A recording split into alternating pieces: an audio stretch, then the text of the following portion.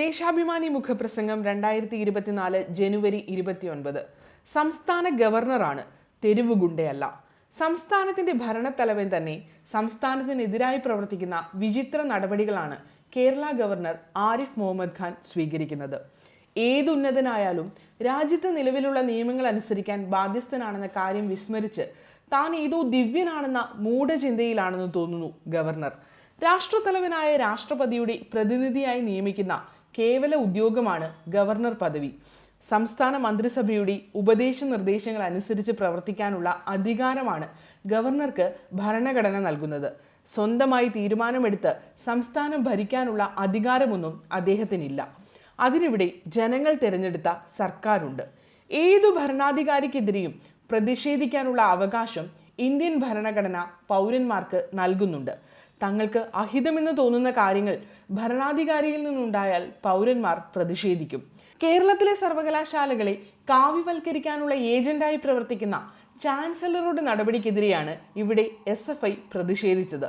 സമരം അധികൃതർക്ക് സുഖിക്കുന്ന രീതിയിലായിരിക്കണമെന്നില്ല. അതിൽ നിയമവിരുദ്ധമായതുണ്ടെങ്കിൽ പോലീസ് കേസെടുത്ത് നടപടി സ്വീകരിക്കും. അത് പുതിയ കാര്യമൊന്നുമല്ല. നിരവധി പ്രതിഷേധ സമരങ്ങളും കേസുകളും കേരളം കണ്ടിട്ടുണ്ട്. എന്നാൽ പ്രതിഷേധക്കാരെ നേരിടാൻ തെരുവ് ഗുണ്ടയെ പോലെ ഭരണാധികാരി റോഡിലിറങ്ങുന്നത് മുമ്പെങ്ങും കണ്ടിട്ടില്ല. ഇന്ത്യയിൽ മറ്റേതെങ്കിലും സംസ്ഥാനത്ത് ഭരണാധികാരികൾ ഇങ്ങനെ പ്രവർത്തിച്ചതായി അറിവില്ല. സമരം നടത്താനും അതിനെ നേരിടാനും ചില ജനാധിപത്യ രീതികളും മര്യാദകളുമുണ്ട്. സമരങ്ങളിൽ നിയമവിരുദ്ധമായത് പലതുമുണ്ടാകും. അതിനെയെല്ലാം നിയമപരമായി നേരിടാൻ നമുക്ക് സംവിധാനമുണ്ട്. ഉത്തരവാദിത്തപ്പെട്ട സ്ഥാനങ്ങളിൽ ഇരിക്കുന്നവർ ഇത്തരം സാഹചര്യങ്ങളിൽ കാണിക്കേണ്ട ജനാധിപത്യ മര്യാദകളും കീഴ്വഴക്കങ്ങളുമുണ്ട്. പ്രതിഷേധങ്ങളെ മാന്യമായി നേരിടാനുള്ള വിവേകം ഗവർണറെ പോലെ ഉന്നത സ്ഥാനത്തിരിക്കുന്ന ആൾക്കുണ്ടാകണം. ഇത്രയും അനുഭവ സമ്പത്തുണ്ടായിട്ടും ആരിഫ് മുഹമ്മദ് ഖാന് അത് ആർജിക്കാൻ കഴിഞ്ഞിട്ടില്ലെങ്കിൽ അദ്ദേഹം ആ സ്ഥാനത്തിരിക്കാൻ ഒട്ടും യോഗ്യനല്ലെന്ന് സ്വയം സാക്ഷ്യപ്പെടുത്തുകയാണ്. ശനിയാഴ്ച കൊല്ലം നിലമേലിലുണ്ടായത് ഇന്ത്യൻ ജനാധിപത്യത്തിനാകെ കളങ്കമാണ്. ഭരണഘടനയെ പോലും വെല്ലുവിളിച്ച് രാജ്യത്തെ നിയമങ്ങളൊന്നും തനിക്ക് ബാധകമല്ലെന്ന രീതിയിൽ പ്രതിഷേധക്കാരുടെ നേർക്ക് പാഞ്ഞെടുത്ത കേരള ഗവർണറുടെ മനോനില പരിശോധിക്കേണ്ടതാണ്. സമരക്കാർ ആരും ഗവർണറുടെ വാഹനത്തിന് മുമ്പിലേക്ക് ചാടുകയോ അദ്ദേഹത്തിന്റെ യാത്രയ്ക്ക് എന്തെങ്കിലും തടസ്സമുണ്ടാക്കുകയോ ചെയ്തിട്ടില്ല.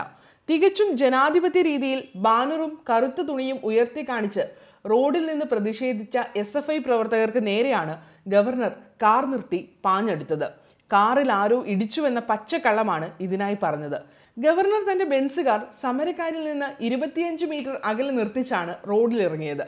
സുരക്ഷാ നിയമങ്ങൾക്ക് വിരുദ്ധമായതിനാൽ പോലീസ് തടയാൻ ശ്രമിച്ചുവെങ്കിലും അവരെ തട്ടിമാറ്റി ആവോ ആവോ എന്ന് പറഞ്ഞ് സമരം ചെയ്യുന്ന വിദ്യാർത്ഥികളുടെ അടുത്തേക്ക് ആക്രോശിച്ച് ചെല്ലുകയായിരുന്നു.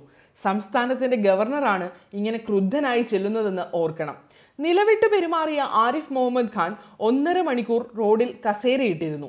SFIക്കാരെ അസഭ്യം പറഞ്ഞ് അവർക്കെതിരെ കേസെടുക്കണമെന്ന് വാശി പിടിച്ചായിരുന്നു കുത്തിയിരിപ്പ്. അവിടെ ഇരുന്ന് പ്രധാനമന്ത്രിയെയും കേന്ദ്ര ആഭ്യന്തരമന്ത്രിയെയും എല്ലാം വിളിക്കുന്ന ഗവർണർ സ്വയം അപഹാസ്യനാകുന്ന കാഴ്ചയാണ് കേരളം കണ്ടത്. പ്രതിഷേധക്കാർക്കെതിരെ കേസെടുക്കുന്നത് സ്വാഭാവിക നടപടിയാണ്. ഗവർണറുടെ ലക്ഷ്യം കേസെടുപ്പിക്കലൊന്നുമല്ലെന്ന് വ്യക്തം. പ്രതിഷേധിക്കുന്ന കുട്ടികൾക്കിടയിലേക്ക് ഇറങ്ങിച്ചെന്ന് സംഘർഷമുണ്ടാക്കി കേരളത്തെ അപകീർത്തിപ്പെടുത്താനുള്ള ദുഷ്ടലാക്കിലായിരുന്നു ഗവർണറുടെ പൊറാട്ട് നാടകമെന്ന് അരിയാഹാരം കഴിക്കുന്നവർക്ക് മനസ്സിലാകും.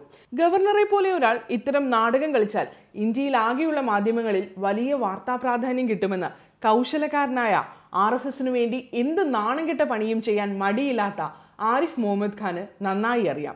നിയമസഭയെയും കേരള ജനതയെയും നിരന്തരം അപമാനിക്കുന്ന ഗവർണർ ആരുടെ നിർദ്ദേശം അനുസരിച്ചാണ് ഈ കോമാളി വേഷം കെട്ടുന്നതെന്ന് ജനങ്ങൾക്ക് മനസ്സിലാകും. എന്തായാലും ഒരു കാര്യം ഓർക്കുന്നത് നല്ലതാണ്. ആരിഫ് മുഹമ്മദ് ഖാൻ കേരളത്തിന്റെ ഗവർണറാണ്, തെരുവ് ഗുണ്ടയല്ല.